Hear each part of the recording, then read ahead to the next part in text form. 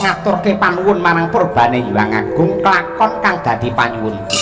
Kretek iki nyambungake nganti tekan ngalengka. Muga sineksen jagat sak isine kretek iki ndak wene tetenger kretek situ bondo. Hanuman. Kawula nuwun wonten timbalan ingkang adhawuh Paman Sugriwa. Kretek iki kretek pujan gaweane Wibisana. Aja gampang percaya marang pewujudan sing kasat netra kaya mangkene. Sing dadi wasmelanging rasaku yen nganti mengko Sri Rama Wijaya kelawan Balawanara ngliwati kretek iki mongko iki kretek pujan yen nganti kreteke ilang tan wurunga kabeh bakale klelep ana madyaning samudra endi. Maragake dadaren cobanen genjoten nganggo aji maundri kesangeten Pak. Kretek menika adilipun dipun langkungi utawi dipun liwati king napa kok dipun genjot tur panggenjotipun mawi aji maundri. Tartamtu badhe ambyar dados lebu. Ora kok tindake aja nganggep aku pamanmu. Maundri, Maundri, oh nggih Maundri. Mongko aku wis nekseni dhewe.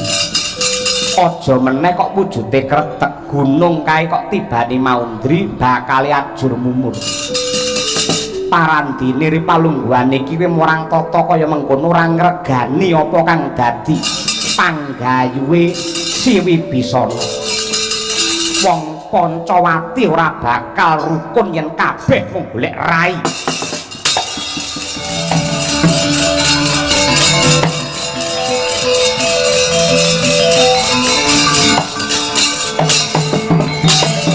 Dene utamaning nata berbudi bawa laksana lire berbudi mangkono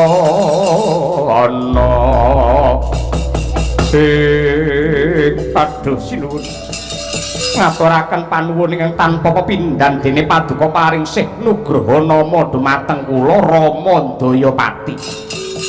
Rama tegese panjenengan ingsun, Daya kuwi kekuatan, Pati tegese ratu.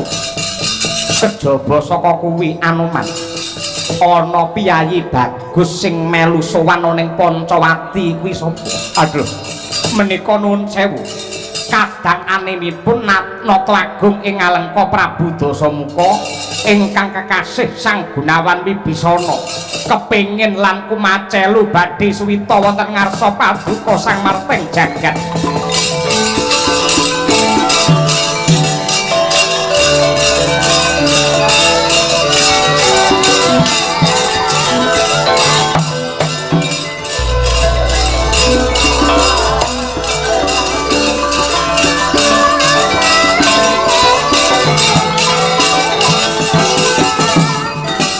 Kawula nuwun sewu amit pasang Kalimantabi tinebene tulak manudamaing tang tuwa. Sang Marteng Jagat Rama Wijaya sembah pangabekti kula katur. Kula pun Gunawan Wibisana saking Parangkuntara. Mengko dhisik manut ature Anoman jeneng sira bakal suwita marang Rama Wijaya kuwi nganggo dasar apa? Nuwun sewu. Sewu pambudidaya kula tindakaken ngemutaken dumateng kanistan saha kamurkanipun Kakang Rahwana Raja ning nyatanipun babar pisan boten dipun gagas. Kula sanget mesakaken dumateng kawontenanipun para kawuling negaring Alengka ingkang rinten dalu tansah dipun jiret awit saking kawengisanipun Kakang Rahwana Raja. Pramila kula pitados inggih namung paduka ingkang minangka pangijawantahing Sang Hyang Wisnu ingkang sembada anglebur angkara murka.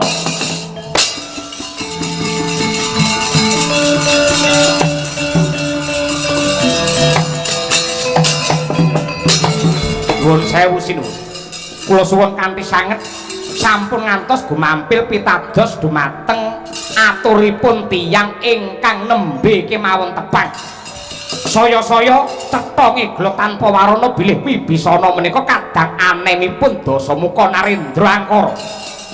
menawi ngantos menika jebul dom sumuruping banyu bidung api ruang ingkang badhe ngrubuhaken negari Pancawati panwurunga kula kaliyan paduka wangking badhe katriwandan.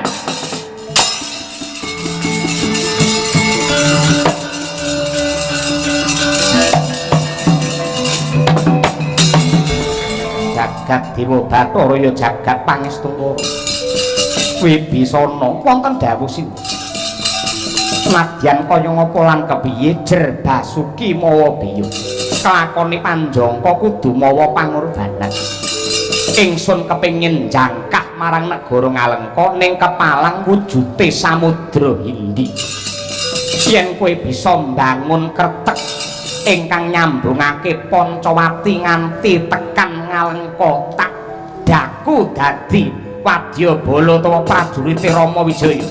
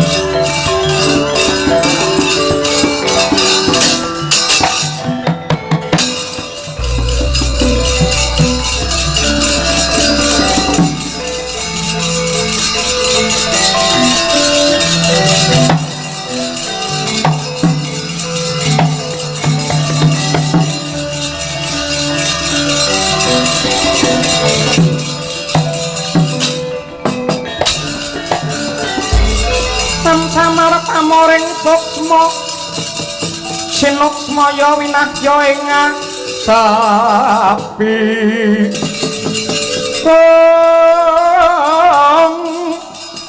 sinimpen tlenging kalbu pambukaning warana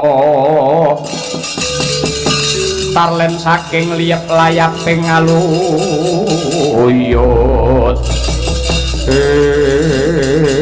mangkono Raden Gunawan Wibisana kaya pinecut dening tembung sineblak dening pangandikane Sang Rama Wijaya kenen ayasa wujute kretek ingkang nyambungaken Pancawati ngantos negari Ngalengka bawane prigawasis buntas ing kamruh apa meneh ilmu sihir pramila kawis tinggal tingkem netra kekalih Sang Wibisana nyambung raos kalian Gusti ingkang Maha Kuwaos ing antariksa bledhek pating dledhor swarane kaya wujute mega ingkang mudhun anutupi nenggih samudra Hindi jlek dadi kretek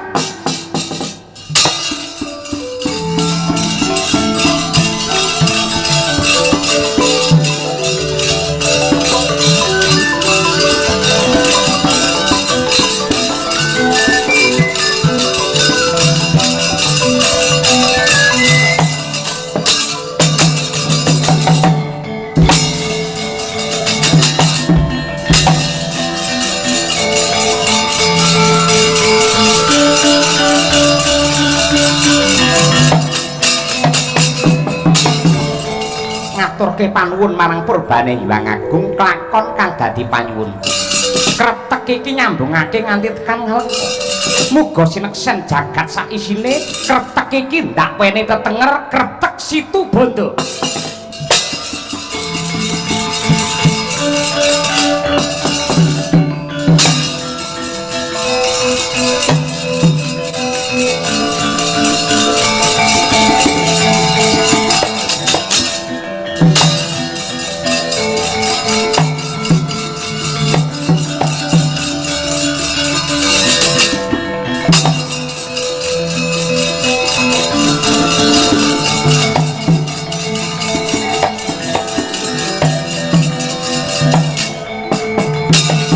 Hanuman.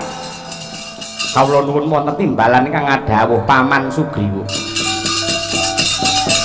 Kretek iki kretek pujan gaweane Wibisana. Aja gampang percaya marang kewujudan sing kasat netra kaya mangkene. Sing dadi wasmelanging rasaku yen nganti mengko Sri Rama Wijaya kelawan Balawanara ngliwati kretek iki mongko iki kretek pujan yen nganti kreteke ilang tan wurunga kabeh bakale klelep ana madyaning samudra endi. Margake dadaren cobanen genjoten nganggo aji maundri.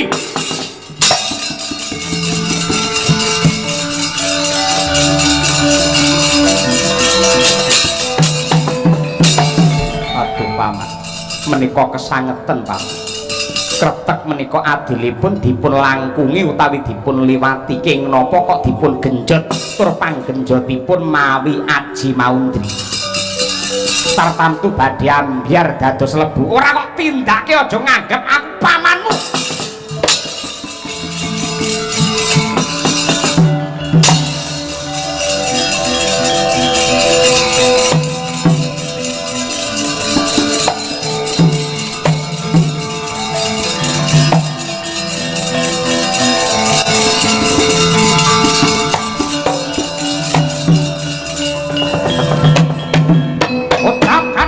Kaya mangkono mituhu dawuh pangandikane ingkang paman nenggih Sang Narpati Sugriwa. Siyaga ing diri sawega ing gati nenggih Sang Hanuman. Abot sarirane hamatek aji maundri genjot wujute kretek situ bondo ambyar dadi lebu.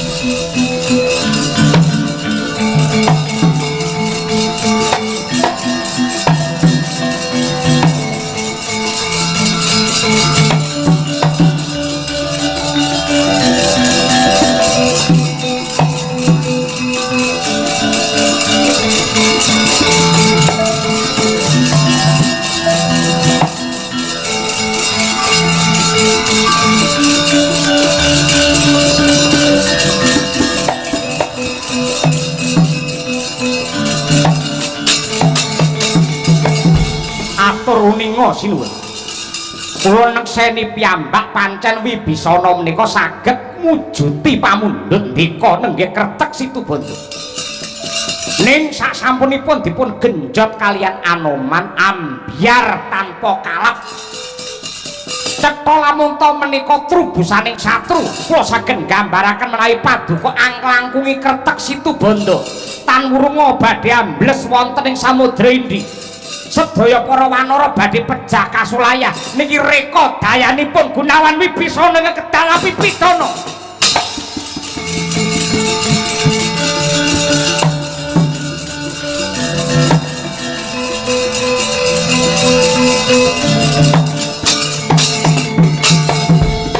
Mengko dhisik Kakang Narpati Sugriwa. Anoman, kawula nuwun wonten timbalan ingkang ngadhawuh sinuwun. Apa kowe ora ngerti karo tatanan, ora ngerti karo pranatan? Sing jenenge kretek kok digenjot ki karepmu piye? Olehmu genjot nganggo kadigdayan apa? Inggih bloko suta kemawon kula genjot mawi aji laundri. Maundri, oh nggih maundri. Mongko aku wis nekseni dhewe. Aja meneh kok wujude kretek gunung kae kok tibani maundri bakal ajur mumur. Parandine ripalungguhane iki murang tata kaya mengkono ora ngregani apa kang dadi panggayuhe si Wibisana. Wong Pancawati ora bakal rukun yen kabeh mung golek rai.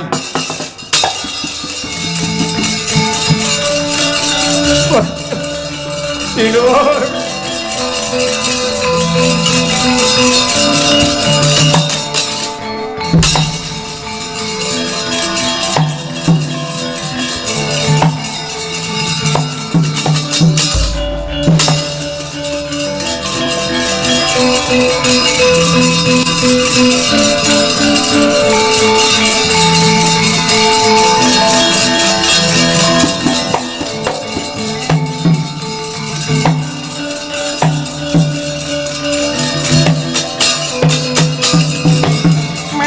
Hina semu banggang haruna kadinetraning uga rapuh sabdaning kukila ring kanegara sakeatar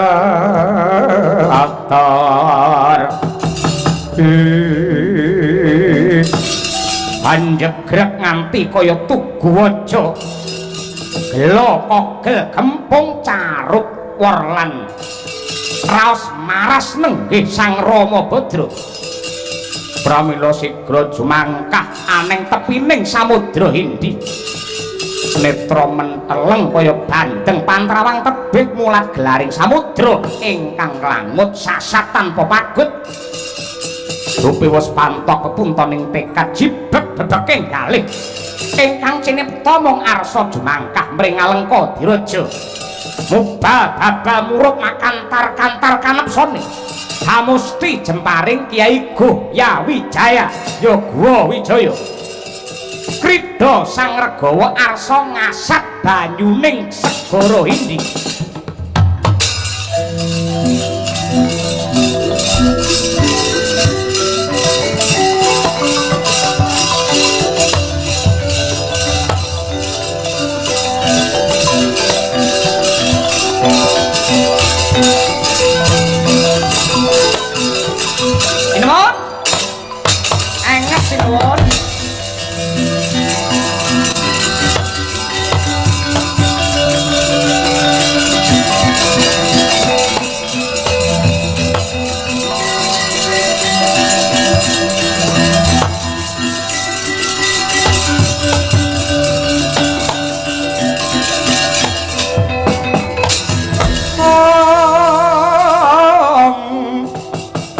Biresarta pawana teng ranu dresing karsaning sun dening kanyut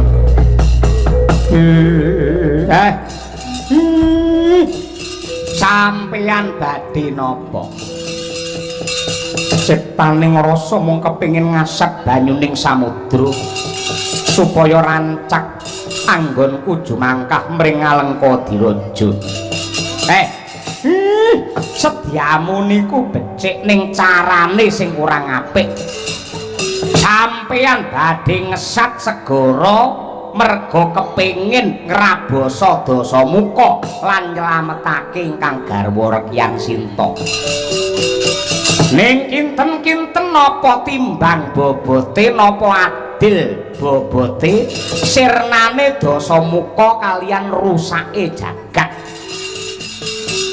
wonten madyaning samudra mriki wonten titahing Gusti ingkang awujud buron toya utawi iwak mongko menawi sampeyan ngesat banyune segara tartamtu mina-mina ing samudra badhe pejah kasulayah yen kewan segara padha mati tartamtu para menungsa ingkang misaya mina para-para ingkang golek iwak wonten segara badhe kecalan sandang pangan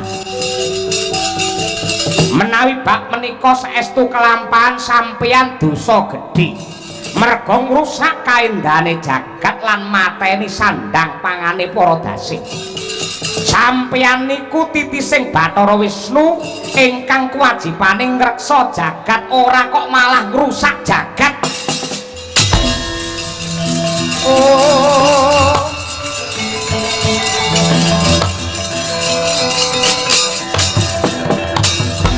penesening Ludira kawang-wang gegono bang sumirat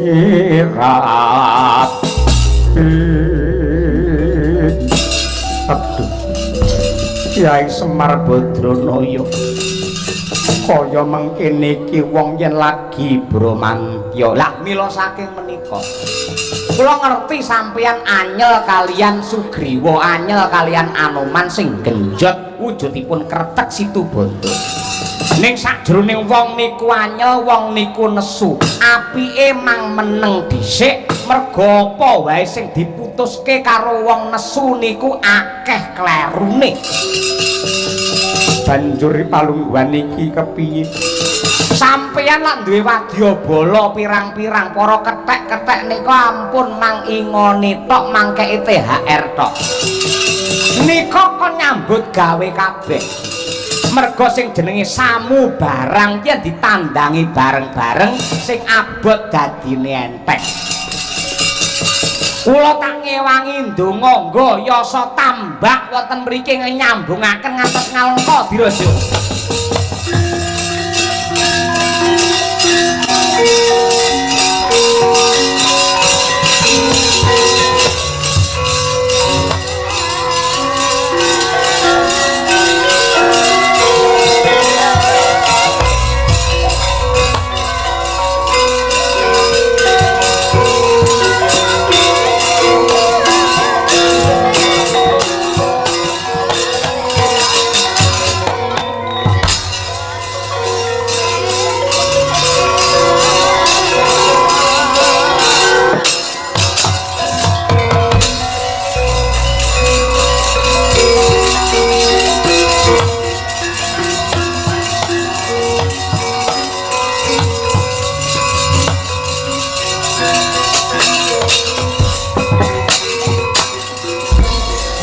Bala kang tuminggal atampuh samya medali para wadya bala wanara kula siaga ing diri sawega ing gati aja kok kendhone anggenmu dandan kepara kencengana ngemban perintah dawuh saka Sang Marting Jagat Rama Regawa kabeh wanara kudu ngusungi watu lan kayu bebarengan gugur gunung gawe tambah.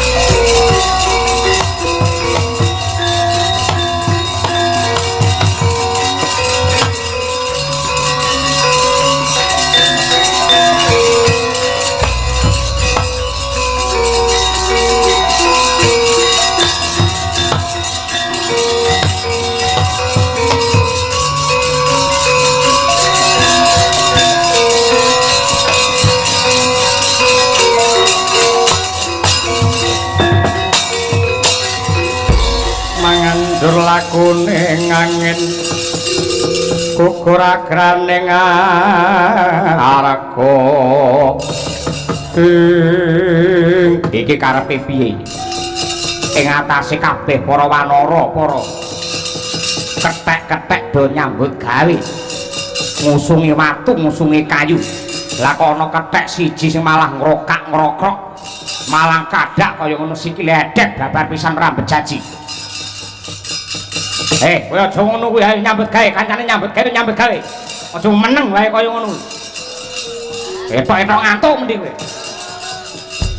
kowe sik aku tak takon karo kowe aku ki ya kethek aku ki ya golonganmu aku tak takon kowe ngusungi watu ngusungi kayu gede-gede kaya ngono ki nggih apa cetonge glo tanpa warana bebantu Sri Rama Wijaya anggene yasa wujude tambak kowe iki entuk apa upamane engko tambak dadi Prabu Rama Wijaya bisa tumuju ning negara Ngalengka upamane bisa mateni Dasamuka sing digol-golke sing dilem karo wong sak donya ki ya mung Rama Wijaya kethek-kethek ya tetep dadi munyuk ora kacen kaya ngene iki kowe nek gelemen tumandak kaya ngono gelemen nakarti kaya ngono kuwi kowe trubusane musuh yen ngono kowe ngendon-ngendoni kekarepane Sri Rama Wijaya aku ora ngendon-ngendoni witing klapa salugune pancen kaya mengkono ora minggat jiet jeki dhewe aku ya wani karo kowe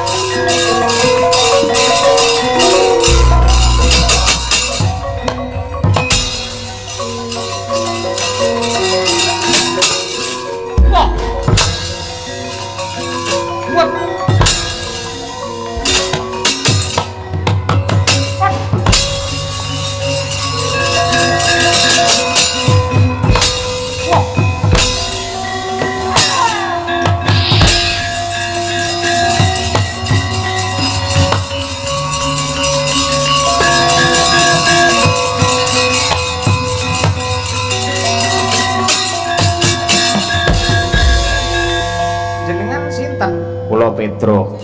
Lho, teng negari mriki gaweanipun napa? Bonang Barung. Ampun dicegat kula ni wayahe niki, wayahe niki. Wayahe nuwun sewu. Iki kok wonten aneh-aneh iki, Pedro. Lah nggih kula ngerti piyambak ning para kethek-kethek malah geger dhewe, malah gelut dhewe niku kados pundi? Nuwun sewu sak klebatan kok wonten bab ingkang nyolowadi. Katone ya kaya kethek ning sejatine kaya buta. Lah lajeng kula nyuwun tulung dumateng Ki Petruk. Sedaya wanara mangkempalaken dipun teliti setunggal, mboko setunggal. Nggih, siap.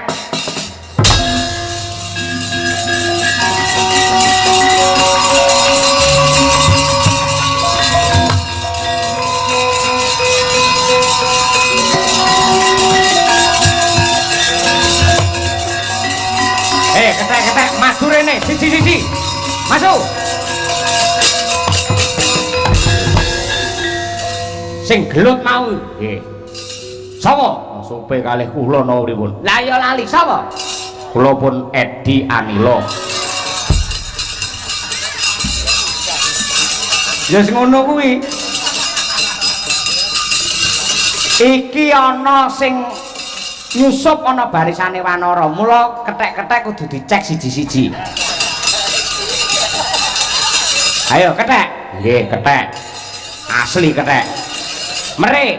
Ngek. Merik. Merik. Bobok buntut. Cek. Wah, gede cuwendek. Dan waduh ditindik kayak tulisan ke spidol tulisi lambang. Oh, ora brewet pun iki. Wis, liyane kan maju. Maju ngene. Sapa iki rambute semerah bangi? Lokapi Anggeni. Anggeni. Kethek senes. Lah apa? Munyuk. Kethek karo munyuk iki padha. Mere, Nun. Mere, musuhe sinten? Rasah golek musuh, mere ya mere. Ayo, Ji Ro Lu. Wicu. Wah, iso wicu. Apik men. Madona. Buntute. Wah, apik men kaya ngene. Wis ngene iki sing apik ora gede-gede ning panjang kaya ngene iki. Nggih niki klangenane tiyang griya ngeten niki ya. Sae kula kapiwraha. Isa mrih saged. Mrih.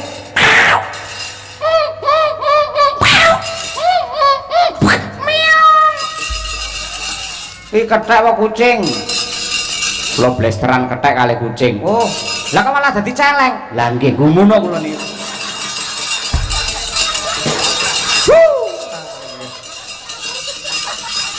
Andela bundatmu madhep rene. Ada rene. Aturane. Wah, ya. Wah, kan. Pak saya atas. Lampun dilulus kados ngoten niku jenengan senengane ra. Nggih. Sampun nggih. Wis. Lulus.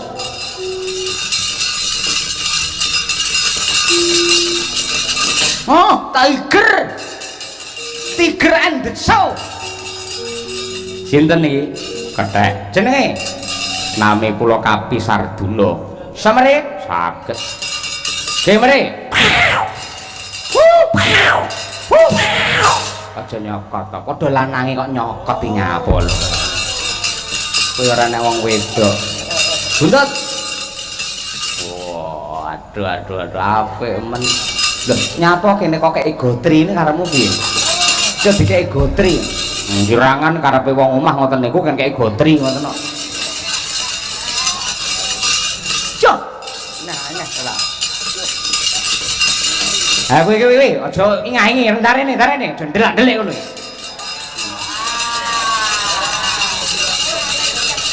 Kula. Sama sene. Nang dumateng kula nami kula pun Kapisrani. Kapi sapa? Kapisrani. Kapisrani iki sapa? Rumiyin kula menika abdinipun Sang Resi Subali. Ndara Wibisana. Kepiye Kyai Petruk? Apa ana sing jenenge Kapisrani abdine Resi Subali ing Sunya Pringgo? Sak ngertos kula naminipun Kapisrani menika sampun pejah. Bareng kalian Sang Subali. Menika ngawu gawar. Estu nami kula Kapisrani. Ayo. Mrih. Randang mrih do takon ndelak glithun ndasmu. Nyuwun ngapunten, untu kula lara. Kula mboten saged mrih saestu. Buntut. Tek renek buntute. Anu nalika kula tasih alit rumiyin lak seneng nyolong timun, lajeng ingkang kagungan sawah kula dibantem wujudipun pedang satemah tugel tel kados mekaten. Iki lek tugel kok iso ngepok men lho. Ora di ngengei sithik apa sithik ngono lho. Ngono. Mrih. Ayo mrih. Ra gemrek tunun dasmu kowe. Mrih. 1 2 3 weh buta lah apa to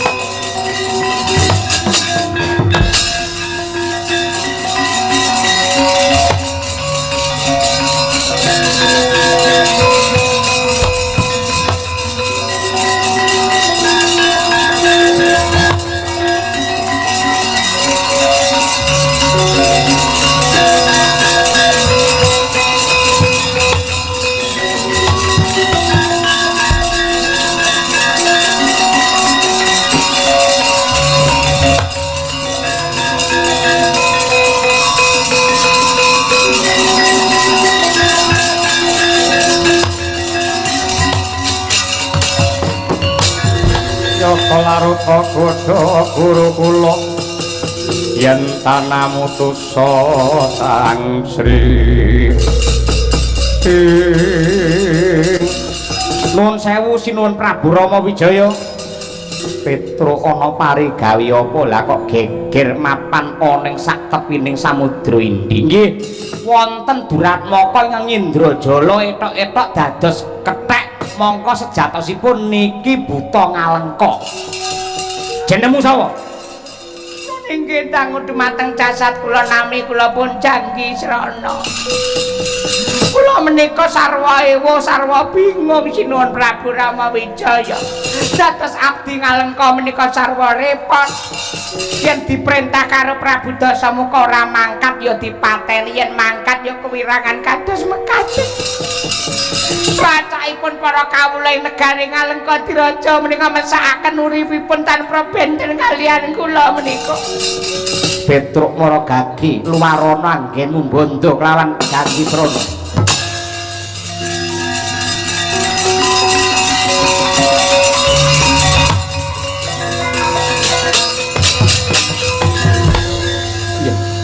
ingsun bisa nampa kelawan kahananmu lan ingsun rumangsa welas tanpa alis ora bakal ndak pidana nanging ripalungguhan iki kowe ndak perintah baliya ning Alengka ning aja ngabdi marang Dasamuka nyambut gawe sing becik sing halal sing ora nabrak karo aturane agama kowe tak gawane wujute busana utawa sandangan sak pengadeg lan uga tak paringi keris pepetingan tilam sari minangka tandha tresnane Rama Wijaya kelawan Janggisrana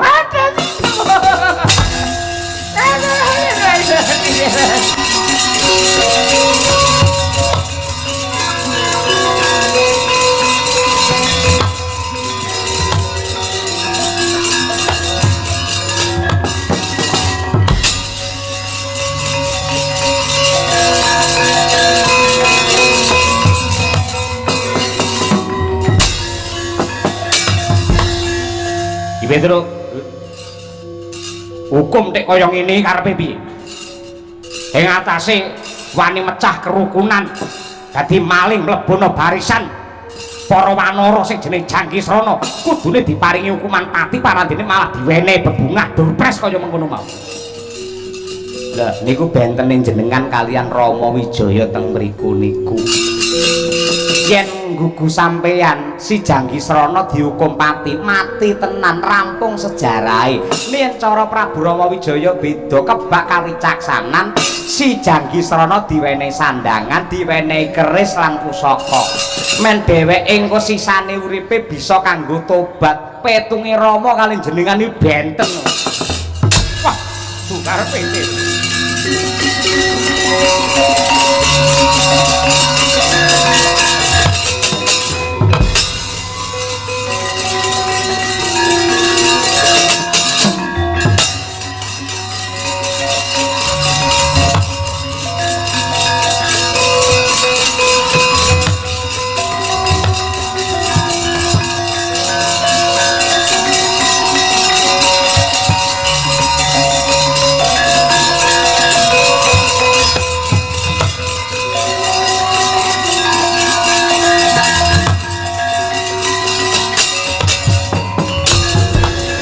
Pandhawa tata kadewe saya Indriyaksasara maruta sawana bana maragana samirana lan warayang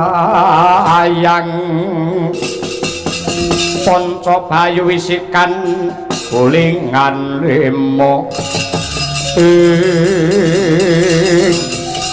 Potet elek Janggisrana. Nggih sinuwun kula ingkang sowan. Lakon kowe mecah kerukunane barisan wanara. Sejatosipun sampun kula tindakaken nanging kadenangan dening naminipun Petruk Kantong Bolong. Satemah kula menika nampi pengadilan saking Sri Rama Wijaya ingkang kula gambaraken mesti kula mangke dipun hukum gantung, kula dipun pancung, kula dipun pejahi ning nyatane beten sanget. Tiba kosok balen. Kula malah dipun perintah wangsul dhateng Alengka dipun betani sandangan mompyor endah kados mekaten.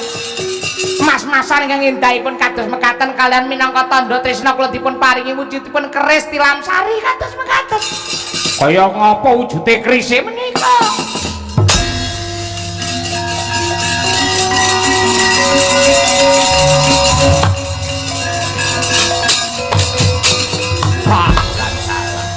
Apik tenan kerise Rama Wijaya. Lah nggih mila saking menika. Apik landhep ampuh dayane. Napa nggih ampuh to niku? Ora percaya ampuhi opo piye? Kula mboten pitados. Nyok.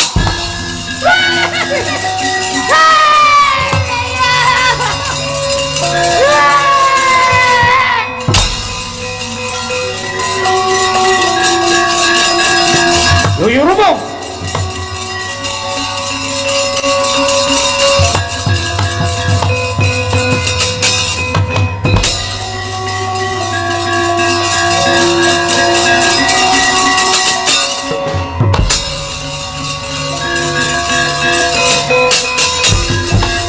Pangkalagar manguwuh mungsuh Maminta lawan anggrolir singa nabdo yuyu rumpung lawan kowe bajul sengara kawula nuwun wonten timbalan ingkang adhawuh sinuwun gandeng jeneng sira tak percaya njaga samudra ripalungguhan iki Rama Wijaya lan kethek-ketheke bangun wujudi tambak sing nyambungake tekan Ngalengka kowe ra iso ndadali tambak baliwak cangking sirahmu kowe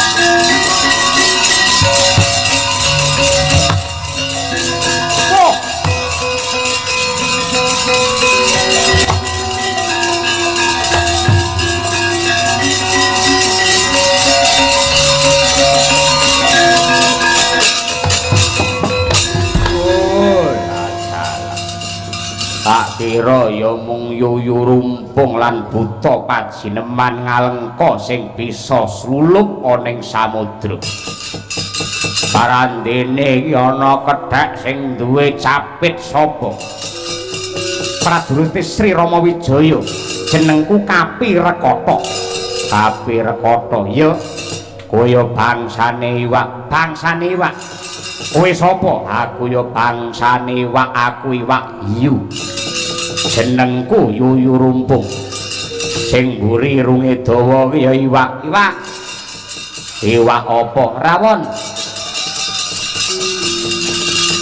iwak rawon lak panganan ora kowe ning kira dadalane tambak iki kelakon pangajapmu waten sing nglangkai bangkeku tak cupit tugel golongmu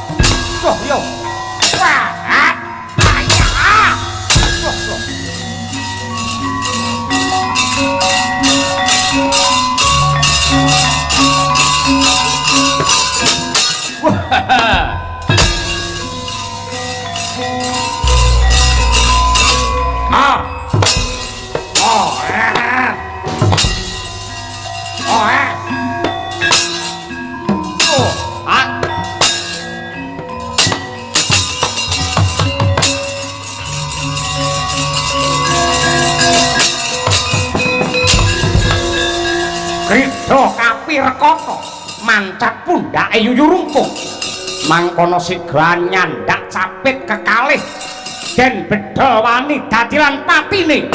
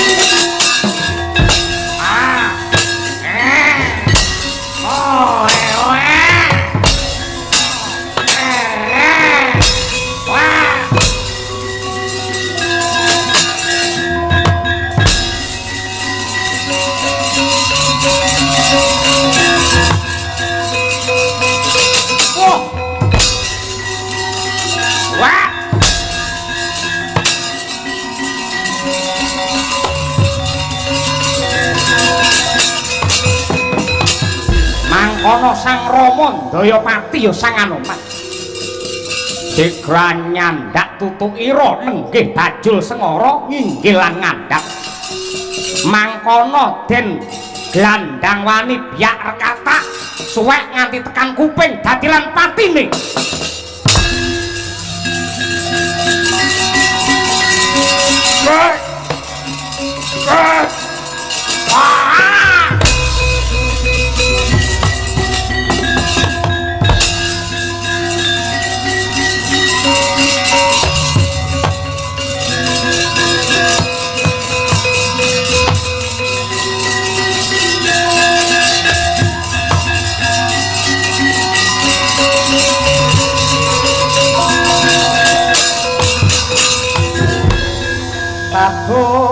aduh paman bapak kencangku montong sumawon disudut kemangko tak demam pamine